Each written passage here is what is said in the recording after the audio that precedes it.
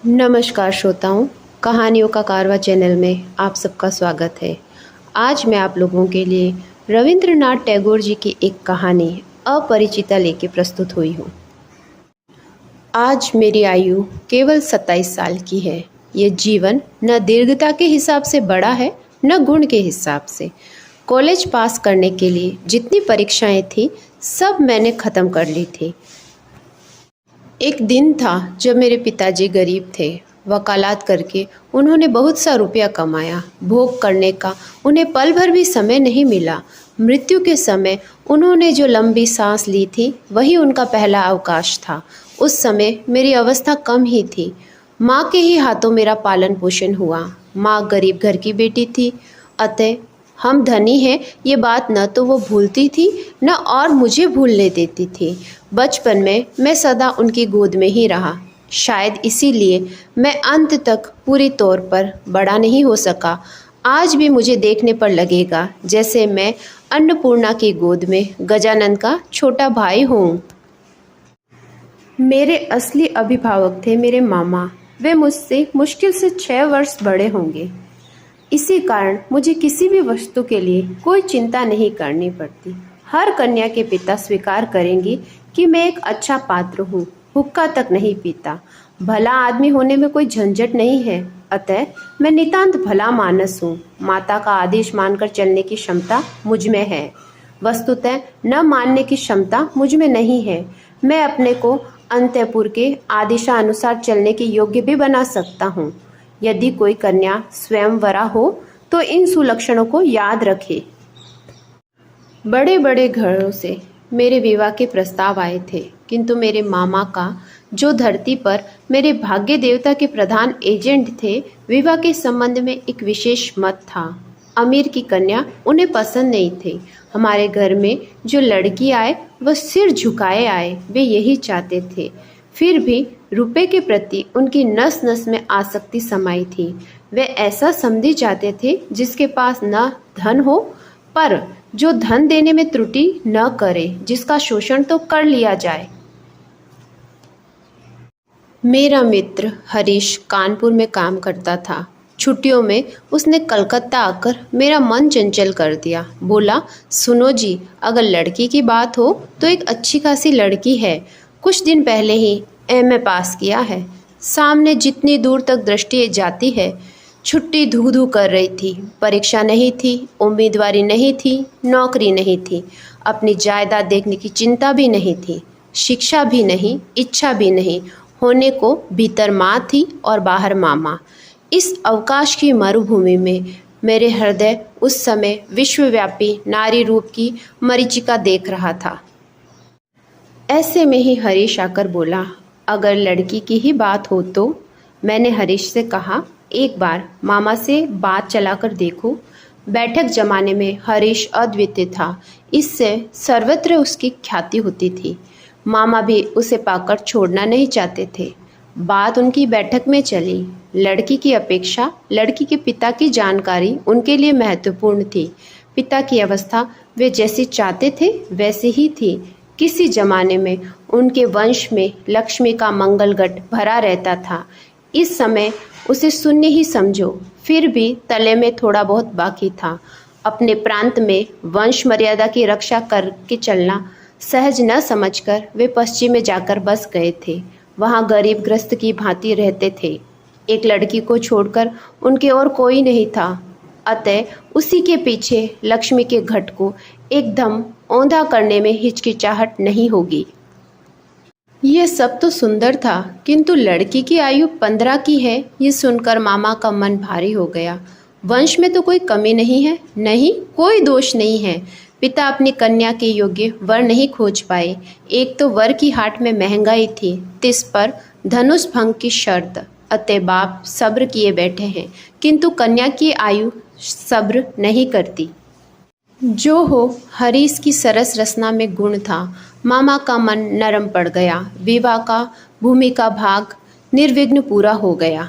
कलकत्ता के बाहर बाकी जितनी दुनिया है सबको मामा अंडमान द्वीप के अंतर्गत ही समझते थे। जीवन में एक बार विशेष काम से वे कन्नौर तक गए थे। मामा यदि मनु होते तो वे अपनी संहिता में हावड़ा के पुल को पार करने का एकदम निषेध कर देते। मन में इच्छा थी खुद जाकर लड़की देख आऊं, पर प्रस्ताव करने का साहस न था।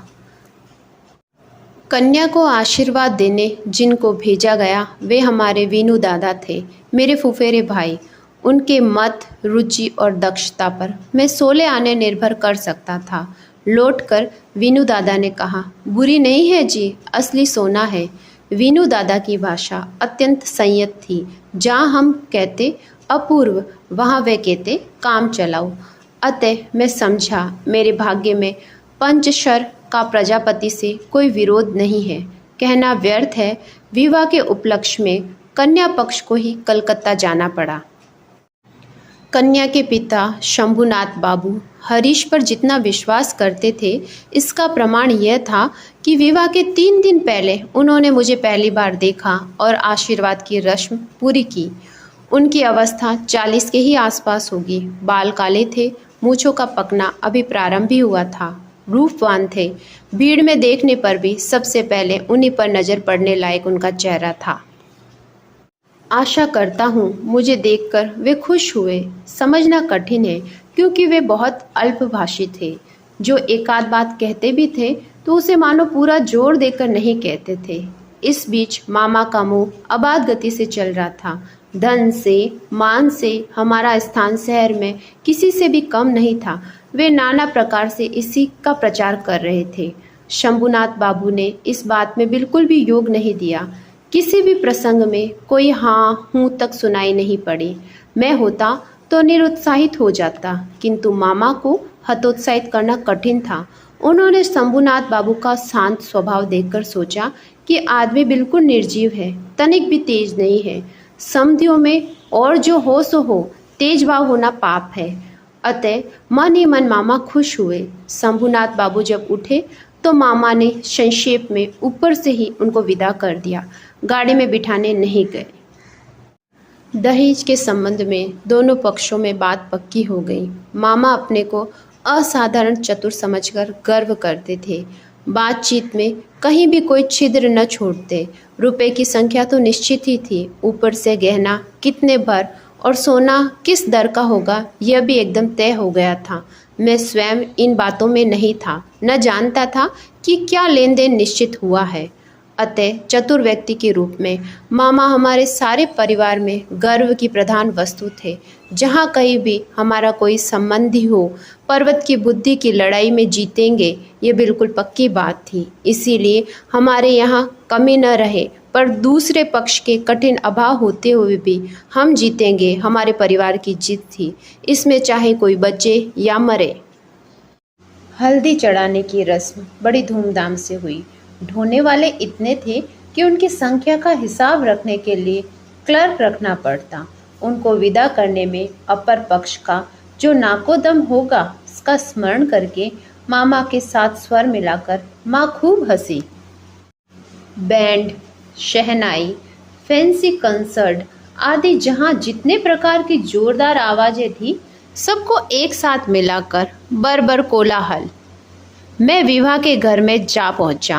अंगूठी, हार, जरी जवाहरात से मेरा शरीर ऐसा लग रहा था जैसे गहने की दुकान नीलामी पर चढ़ी हो।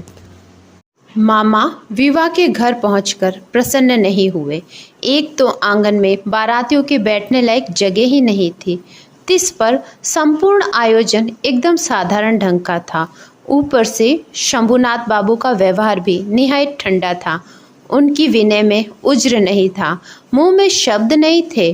बैठे गले, गंजी खोपड़ी और कृष्ण वर्ण स्थूल शरीर वाले उनके एक वकील मित्र यदि कमर में चादर बांधे, बराबर हाथ जोड़े, सिर हिलाते हुए नम्रतापूर्ण व्यवहार और गदगद वचनों से कंसर्ट पार्टी के करताल बजाने वाले से लेकर वरकर्ता तक प्रत्येक को बार बार प्रचुर मात्रा में अभिषेक न कर देते तो शुरू में ही मामला इस पार या उस पार हो जाता। मेरे सभा में बैठते ही कुछ देर बाद मामा शंभुनाथ बाबू को बगल के कमरे में बुला ले गए। पता नहीं क्या बातें हुई। कुछ देर बाद ही शंभुनाथ बाबू ने आकर मुझसे कहा, लाला जी जरा इधर तो आइए। मामला यह था, सभी का हो न हो, किंतु किसी किसी मनुष्य का जीवन में कोई एक लक्ष्य रहता है। मामा का एकमात्र लक्ष्य था कि वे किसी भी प्रकार किसी से ठगे नहीं जाएंगे। उन्हें डर था कि उनके समधी उन्हें गहनों में धोखा दे सकते हैं। विवाह कार्य समाप्त हो जाने पर उस धोखे का कोई प्रतिकार न हो सकेगा। घर, किराया, सौगात, लोगों को विदाई आदि के विषय में जिस प्रकार की खींचातानी का परिचय मिला, उससे मामा ने निश्चय किया था कि लेन देन के संबंध में इस आदमी की केवल जबानी बात पर निर्भर रहने से काम नहीं चलेगा। इस कारण घर के सुनार तक को साथ लाए थे। बगल के कमरे में जाकर देखा, मामा एक कुर्सी पर बैठे थे। एक सुनार अपनी तराजू, बाट और कसौटी आदि लिए जमीन पर। शंभुनाथ बाबू ने मुझसे कहा, तुम्हारे मामा कहते हैं कि विवाह कार्य शुरू होने से पहले ही वे कन्या के सारे गहने जचवाना चाहते हैं। इसमें तुम्हारी क्या राय है? मैं सिर नीचा किए चुप रहा। मामा बोले, वह क्या कहेगा, मैं जो कहूँगा वही होगा। शंभुनाथ बाबू ने मेरी ओर देखा और कहा, तो फिर यही तय रहा, ये जो कहेंगे वही होगा। इस संबंध में तुम्हें कुछ नहीं कहना। मैंने ज़रा गर्दन हिलाकर इशारे से बताया, इन सब बातों में मेरा बिल्कुल भी अधिकार नहीं है। अच्छा तो बैठो, लड़की के शरीर से सारा गहना उतार कर लाता हूँ। ये कहते हुए वे उठे। मामा बोले, अनुपम यहाँ क्या करेगा? वह सभा में जाकर बैठे। शंभुनाथ बोले, नहीं, सभा में नहीं, वह यहीं बैठना पड़ेगा। कुछ देर के बाद उन्होंने एक अंगोछे में बंधे हुए गहने लाकर चौकी के ऊपर बिछा दिए। सारे गहने उनकी पितामाही के जमाने के थे। नए फैशन का बारीक काम नहीं था। जैसा मोटा था वैसा ही भारी था। सुनार के हाथ में गहने उठाकर कहा, इन्हें क्या देखूं, इसमें कोई मिलावट ही नहीं है। ऐसे सोने का आजकल व्यवहार ही नहीं होता। यह कहते हुए उसने मकर के मुंह वाला मोटा एक बाला कुछ दबाकर दिखाया। वह टेढ़ा हो जाता। मामा ने उसी समय नोटबुक में गहनों की सूची बना ली। कहीं जो दिखाया गया था उसमें कुछ कम न हो जाए। हिसाब करके देखा, गहना जिस मात्रा में देने की बात की गई थी, उनकी संख्या, दर और तोल उससे अधिक ही था। गहनों में एक जोड़ी ईयरिंग था। शंभुनाथ ने उसको सुनार के हाथ में देकर कहा, जरा इसकी परीक्षा करके देखो। सुनार ने कहा, यह विलायती माल है, इसमें सोने का हिस्सा मामूली होता है। शंभुनाथ ने ईयरिंग जोड़ी मामा के हाथ में देते हुए कहा, इसे आप ही रखें। मामा ने उसे हाथ में लेकर देखा। ये वही ईयरिंग थे जो कन्या को देकर उन्होंने आशीर्वाद की रस्म पूरी की थी। मामा का चेहरा लाल हो उठा। दरिद्र उनको ठगना चाहेगा, किंतु वे ठगे नहीं जाएंगे। इस आनंद की प्राप्ति से वंचित रह गए। इसके अतिरिक्त कुछ ऊपर की प्राप्ति भी हुई। मुंह अत्यंत भारी करके बोले, अनुपम जाओ, तुम सभा में जाकर बैठो। शंभुनाथ बाबू बोले, नहीं, अब सभा में बैठना नहीं होगा। चलिए पहले आप लोगों को खिला दूं। मामा बोले, ये क्या कह रहे हैं, लग्न? शंभुनाथ बाबू ने कहा, उसके लिए चिंता न करें, अभी उठिए। आदमी निहायत भला मानस था, किंतु अंदर से कुछ ज़्यादा ही हठी था। मामा को उठना पड़ा। बारातियों का भी भोजन हो गया। आयोजन में आडंबर नहीं था, किंतु रसोई अच्छी बनी थी और सब कुछ साफ सुथरा था। इससे सभी को तृप्ति हुई। बारातियों का भोजन समाप्त होने पर शंभुनाथ बाबू ने मुझसे खाने को कहा। मामा ने कहा, ये क्या कह रहे हैं, विवाह से पहले वर कैसे भोजन करेगा? इस संबंध में वे मामा के व्यक्त किए हुए मत की पूर्ण अपेक्षा करते हुए मेरी ओर देखकर बोले, तुम क्या कहते हो, भोजन के लिए बैठने में कोई दोष है? मात्र आज्ञा स्वरूप मामा उपस्थित थे। उनके विरुद्ध चलना मेरे लिए असंभव था। मैं भोजन के लिए नहीं बैठ सका। तब शंभुनाथ बाबू ने मामा से कहा, आप लोगों को बहुत कष्ट दिया। हम लोग धनी नहीं हैं, आप लोगों की योग्य व्यवस्था नहीं कर सके, क्षमा करें। रात हो गई है, आप लोगों को कष्ट और नहीं बढ़ाना चाहूँगा। तो फिर इस समय मामा बोले, तो सभा में चलिए, हम तो तैयार हैं। शंभुनाथ बोले, तब आपकी गाड़ी बुला दूं? मामा ने आश्चर्य में कहा, मजाक कर रहे हैं क्या? शंभुनाथ ने कहा, मजाक तो आप कर ही चुके। मजाक के संपर्क को स्थायी रखने की मेरी इच्छा नहीं है। मामा दोनों आंखें विस्तारित करके अवाक रह गए। शंभुनाथ ने कहा, अपनी कन्या का गहना मैं चुरा लूंगा। जो ये बात सोचता है उसके हाथ में कन्या नहीं दे सकता। मुझसे एक शब्द कहना भी उन्होंने आवश्यक नहीं समझा। कारण प्रमाणित हो गया था, मैं कुछ भी नहीं था। उसके बाद जो कुछ हुआ उसे कहने की इच्छा नहीं होती। झाड़ फानुस, तोड़ फोड़, चीज वस्तु को नष्ट भ्रष्ट करके बारातियों का दल दक्ष यज्ञ का नाटक पूरा करके बाहर चला आया। घर के सब लोग क्रोध से आग बबूला हो गए। कन्या के पिता को इतना घमंड! कलयुग पूर्ण रूप से आ गया है। सब बोले, देखें लड़की का विवाह कैसे करते हैं। किंतु लड़की का विवाह नहीं होगा, यह भय जिसके मन में न हो उसको दंड देने का क्या उपाय। बंगाल भर में मैं ही एकमात्र पुरुष था जिसको स्वयं कन्या के पिता ने जनवासे से लौटा दिया। इतने बड़े सत्पात्र के माथे पर कलंक का इतना बड़ा दाग। बाराती यह कहते हुए माथा पीटने लगे कि विवाह नहीं होगा, लेकिन हमको धोखा देकर खिला दिया। विवाह के वचन भंग का और मानहानि का दावा करूंगा, यह कहकर मामा घूम घूम कर खूब शोर मचाते। हितैषियों ने समझा दिया, ऐसा करने से जो तमाशा बाकी रह गया है वह भी पूरा हो जाएगा। कहना व्यर्थ है, मैं भी खूब क्रोधित हुआ था। किसी प्रकार शंभुनाथ बुरी तरह हार कर मेरे पैरों पर आ गिरे। मूंछों की रेखा पर ताव देते देते केवल यही कामना करने लगा। किंतु इस आक्रोश की काली धारा के समीप एक और स्रोत बह रहा था, जिसका रंग बिल्कुल भी काला नहीं था। संपूर्ण मन उस अपरिचित की ओर दौड़ गया। अभी तक उसे किसी प्रकार वापस नहीं मोड़ सका। दीवार की आड़ में रह गया। उसके माथे पर चंदन चर्चित था, देह पर लाल साड़ी, चेहरे पर लज्जा की ललाई। हृदय में क्या था ये कैसे कह सकता हूँ। मेरे कल्पना लोक की कल्पना लता वसंत की समस्त भूलों का भार मुझे निवेदित कर देने के लिए झुक पड़ी। हरीश से सुना, लड़की को मेरा फोटोग्राफ दिखाया गया था। पसंद अवश्य किया होगा, न करने का कोई कारण भी न था। मेरा मन कहता है वह चित्र उसके किसी बक्स में छिपा रखा है। कमरे का दरवाज़ा बंद करके अकेली किसी निर्जन दोपहरी में क्या वह उसे खोजकर देखती होगी। जब झुककर देखती होगी तब चित्र के ऊपर क्या उसके मुख के दोनों ओर के खुले बाल आकर नहीं पड़ते होंगे। अकस्मात बाहर किसी के पैरों की आहट पाती, क्या वह झटपट अपने सुगंधित आंचल में चित्र को छिपा नहीं लेती होगी। दिन बीत जाते हैं। 1 वर्ष बीत गया। मामा तो लज्जा के मारे विवाह के संबंध की बात ही नहीं छेड़ पाते। माँ की इच्छा थी मेरे अपमान की बात जब समाज के लोग भूल जाएंगे तब विवाह का प्रयत्न करेगी।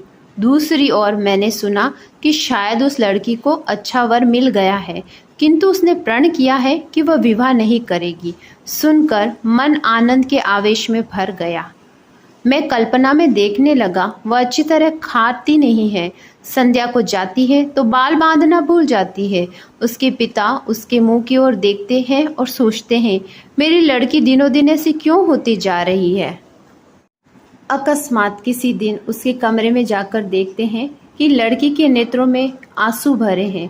पूछते हैं, बेटी तुम्हें क्या हो गया है, मुझे बताओ। लड़की छटपट आंसू पोंछकर कहती है, कहाँ, कुछ भी तो नहीं हुआ पिताजी। बाप की इकलौती लड़की है ना, बड़ी लाडली लड़की है। अनावृष्टि के दिनों में फूलों की कली के समान जब लड़की एकदम मुरझा गई होगी तो पिता के प्राण और अधिक सहन न कर सकेंगे। मान त्याग कर वे दौड़कर हमारे दरवाजे पर आएंगे और उसके बाद मन में जो काले रंग की धारा बह रही थी वह मानो काले सांप के समान रूप धरकर फुंकार उठी। लेकिन कहानी ऐसे खत्म नहीं हुई। जहाँ पहुंचकर वह अनंत हो गई, वहाँ का थोड़ा सा विवरण बताकर अपना ये लेख समाप्त करूँगा। माँ को लेकर तीर्थ करने जा रहा था। भार मेरे ऊपर था क्योंकि मामा इस बार भी हावड़ा पुल के पार नहीं हुए। रेलगाड़ी में मैं सो रहा था। झोंके खाते खाते दिमाग में नाना प्रकार के बिखरे सपनों का झुंझुना बज रहा था। अकस्मात किसी एक स्टेशन पर जाग पड़ा। वह भी प्रकाश अंधकार मिश्रित एक स्वप्न था। केवल आकाश में तारागण चिर परिचित थे और सब अपरिचित अस्पष्ट था। गाड़ी में माँ सो रही थी। बत्ती के नीचे हरा पर्दा टंगा था। ट्रंक, बक्स, सामान सब एक दूसरे के ऊपर तीतर बीतर पड़े थे। वह मानो स्वप्नलोक का उल्टा पुल्टा सामान हो जो संध्या की हरी बत्ती के टिमटिमाते प्रकाश में होने और ना होने के बीच न जाने किस ढंग से पड़ा था। इस बीच उस विचित्र जगत की अद्भुत रात में कोई बोल उठा, जल्दी आओ, इस डिब्बे में जगह है। लगा जैसे गीत सुना हो। बंगाली लड़की के मुख से बंगला बोली कितनी मधुर लगती है। इसका पूरा पूरा अनुमान ऐसे अनुपयुक्त स्थान पर अचानक सुनकर ही किया जा सकता है, किंतु इस स्वर को निरीह लड़की का स्वर कहकर इस श्रेणी को कम करने से काम नहीं चलेगा। यह किसी अन्य व्यक्ति का स्वर था। सुनते ही मन कह उठा, ऐसा तो पहले कभी नहीं सुना। गाड़ी लोहे के मृदंग पर ताल देती हुई चली। मैं मन ही मन गाना सुनता जा रहा था। उसकी एक ही टेक थी, डिब्बे में जगह है? है क्या? जगह है क्या? जगह मिले कैसे? कोई किसी को नहीं पहचानता। साथ ही यह न पहचानना मात्र कोई कोहरा है, माया है। उसके छिन्न होते ही फिर परिचय का अंत नहीं होता। ओ सुधामय स्वर, जिस हृदय में तुम अद्भुत रूप हो, वह क्या मेरा चिर परिचित नहीं है? जगह है, जल्दी बुलाया था, जल्दी आया हूँ, क्षण भर की भी देर नहीं की है। गले का स्वर मेरे लिए सदा ही बड़ा सत्य रहा है। रूप भी कम बड़ी वस्तु नहीं है, किंतु मनुष्य में जो अंतरम और अनिर्वचनीय है, मुझे लगता है जैसे कंठ स्वर उसी की आकृति हो। झटपट जंगला खोलकर मैंने मुंह बाहर निकाला, पर कुछ दिखाई नहीं दिया। गाड़ी लोहे के मृदंग पर ताल देती हुई चली। मैं मन ही मन गाना सुनता जा रहा था। उसकी एक ही टेक थी, डिब्बे में जगह है? है क्या? जगह मिले कैसे? कोई किसी को नहीं पहचानता। साथ ही यह न पहचानना मात्र कोहरा है, माया है। उसके छिन्न होते ही फिर परिचय का अंत नहीं होगा। ओ सुधामय स्वर, जिस हृदय में तुम अद्भुत रूप से हो, वह क्या मेरा चिर परिचित नहीं है? जगह है, जल्दी बुलाया था, जल्दी आया हूँ, क्षण भर की भी देर नहीं की है। रात में ठीक से नींद नहीं आई। प्राय हर स्टेशन पर एक बार मुंह निकाल कर देखता। भय होने लगा, जिसको देख नहीं पाया वह कहीं रात ही में नहीं उतर जाए। दूसरे दिन सुबह एक बड़े स्टेशन पर गाड़ी बदलनी थी। हमारे टिकट फर्स्ट क्लास के थे। आशा थी भीड़ नहीं होगी। उतर कर देखा, प्लेटफॉर्म पर साबों के अर्दलियों का दल सामान लिए गाड़ी की प्रतीक्षा कर रहा था। फौज के कोई एक बड़े जनरल साहब भ्रमण के लिए निकले थे। 2-3 मिनट के बाद ही गाड़ी आ गई। समझा फर्स्ट क्लास की आशा छोड़नी पड़ेगी। माँ को लेकर किस डिब्बे में चढ़ूं, इस बारे में बड़ी चिंता हो गई। पूरी गाड़ी में भीड़ थी। दरवाजे दरवाजे झांकता हुआ घूमने लगा। इसी बीच सेकंड क्लास के डिब्बे से एक लड़की ने मेरी माँ को लक्ष्य करके कहा, आप हमारे डिब्बे में आइए ना, यहाँ जगह है। मैं तो चौंक पड़ा। वही अद्भुत मधुर स्वर और वही गीत की टेक, जगह है। क्षण भर की देर न करके माँ को लेकर डिब्बे में चढ़ गया। सामान चढ़ाने का समय प्राय नहीं था। मेरे जैसा असमर्थ दुनिया में कोई न होगा। उस लड़की ने ही कूलियों के हाथ से झटपट चढ़ती गाड़ी में हमारे बिस्तर आदि खींच लिए। फोटो खींचने का मेरा एक कैमरा स्टेशन पर छूट गया, ध्यान ही नहीं रहा। उसके बाद क्या लिखूं नहीं जानता। मेरे मन में एक अखंड आनंद की तस्वीर है। उसे कहाँ से शुरू करूं, कहाँ समाप्त करूं। बैठे बैठे एक वाक्य के बाद दूसरे वाक्य की योजना करने की इच्छा नहीं होती। इस बार उसी स्वर को आंखों ने देखा। माँ के मुंह की ओर ताका, देखा उनकी आंखों के पलक नहीं गिर रहे थे। लड़की की अवस्था 16 या 17 की होगी, किंतु नव यौवन ने उसके देह मन पर कहीं भी जैसे जरा भी भार न डाला हो। उसकी गति सहज, दीप्ति निर्मल, सौंदर्य की सुचिता अपूर्व थी। उसमें कहीं कोई जड़ता नहीं थी। मैं देख रहा हूँ विस्तार से कुछ भी कहना मेरे लिए असंभव है। यही नहीं, वह किस रंग की साड़ी किस प्रकार पहने हुए थी यह भी नहीं कह सकता। ये बिल्कुल सत्य है कि उसकी वेशभूषा में ऐसा कुछ न था जो उसे छोड़कर विशेष रूप से आंखों को आकर्षित करे। वह अपने चारों ओर की चीजों से बढ़कर थी। साथ में 2-3 छोटी-छोटी लड़कियां थीं। उनके साथ उसकी हंसी और बातचीत का अंत न था। मैं हाथ में एक पुस्तक लिए उस ओर कान लगाए था। जो कुछ कान में पड़ रहा था वह सब तो बच्चों के साथ बचपने की बातें थी। उसका विशेष तत्व यह था कि उसमें अवस्था का अंतर बिल्कुल भी नहीं था। छोटे के साथ वह अनायास और आनंदपूर्वक छोटी हो गई थी। साथ में बच्चों की कहानियों की सचित्र पुस्तकें थी। उसी की कोई कहानी सुनाने के लिए लड़कियां उसे घेर रही थी। ये कहानी अवश्य ही उन्होंने 20-25 बार सुनी होगी। लड़कियों का इतना आग्रह क्यों था यह मैं समझ गया। लड़कियां जब उसके मुख से कहानी सुनती तब कहानी नहीं उसी को सुनती। उसके हृदय पर प्राणों का झरना झर पड़ा। उसके उस उद्भासित प्राण से मेरी उस दिन की सारी सूर्य किरणों को सजीव कर दिया। दूसरे स्टेशन पर पहुंचते ही उसने खोमचे वालों को बुलाकर काफी सी दाल मोठ खरीदी और लड़कियों के साथ मिलकर बिल्कुल बच्चों के समान कल हास्य करती हुई निसंकोच भाव से खाने लगी। मेरी प्रकृति तो जाल से घिरी हुई थी। क्यों मैं इतने सहज भाव से उस हंसमुख लड़की से एक मुट्ठी दाल मोठ न मांग सका? हाथ बढ़ाकर अपना लोभ क्यों नहीं स्वीकार किया? माँ अच्छा और बुरा लगने के बीच दत्तचित हो रही थी। डिब्बे में मैं हूँ मर्द तो भी इसे कोई संकोच नहीं, खासकर वह इस लोभ की भांति खा रही है। बात उनको पसंद नहीं आ रही थी और उसे बेहया कहने का भी उन्हें भ्रम न हुआ। उन्हें लगा इस लड़की की अवस्था हो गई है, किंतु शिक्षा नहीं मिली। माँ एकाएक किसी से बातचीत नहीं कर पाती। लोगों के साथ दूर दूर रहने का ही उन्हें अभ्यास है। इस लड़की का परिचय प्राप्त करने की उनको बड़ी इच्छा थी, किंतु स्वाभाविक बाधा नहीं मिटा पा रही थी। इसी समय गाड़ी एक बड़े स्टेशन पर आकर रुक गई। उन जनरल साहब के साथियों का एक दल इस स्टेशन में चढ़ने का प्रयत्न कर रहा था।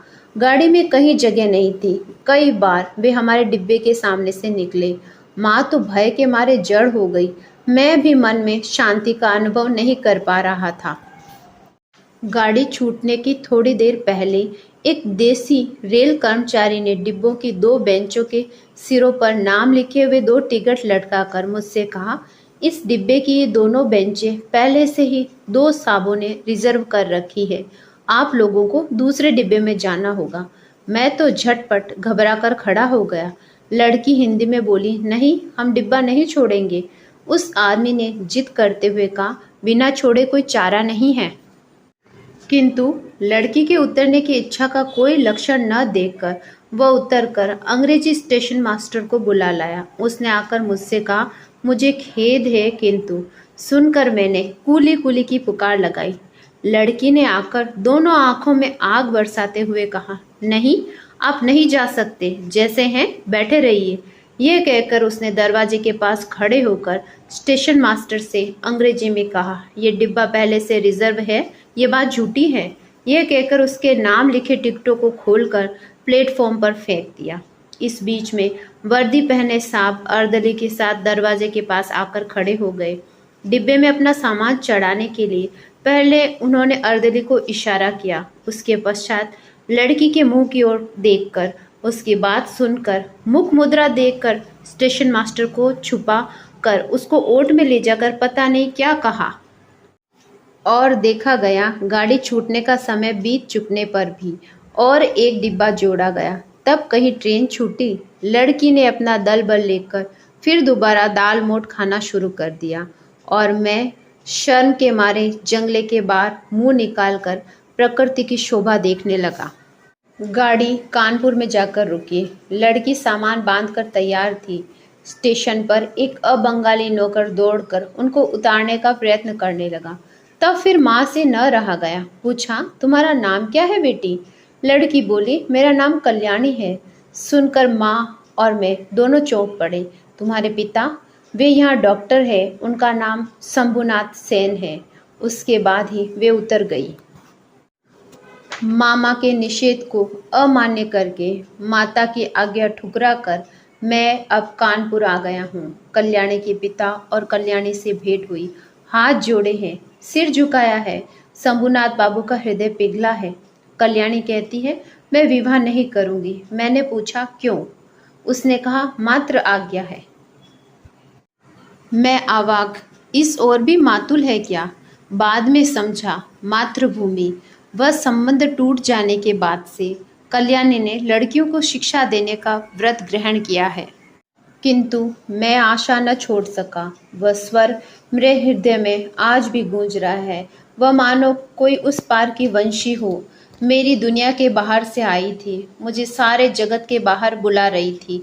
और वह जो रात के अंधकार में मेरे कान में पड़ गया था, जगह है, वह मेरे चिर जीवन के संगीत की टेक बन गई थी।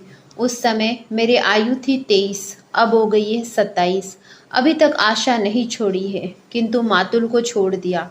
इकलौता लड़का होने के कारण माँ मुझे नहीं छोड़ सकी।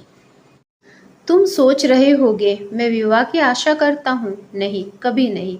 मुझे याद है बस उस रात के अपरिचित कंठ के मधुर स्वर की आशा। जगह है, अवश्य है, नहीं तो खड़ा कहाँ होऊंगा।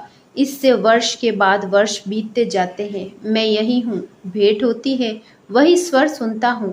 जब अवसर मिलता है उसका काम कर देता हूँ, और मन कहता है यही तो जगह मिली है। और ये अपरिचिता, तुम्हारा परिचय पूरा नहीं हुआ, पूरा होगा भी नहीं, किंतु मेरा भाग्य अच्छा है, मुझे जगह मिल चुकी है। ठाकुर रविंद्रनाथ टैगोर की इस प्यारी सी कहानी के अंत में आप लोगों से विनम्र आग्रह है, कृपया मेरे चैनल को सब्सक्राइब कीजिए, लाइक कीजिए, शेयर कीजिए। धन्यवाद।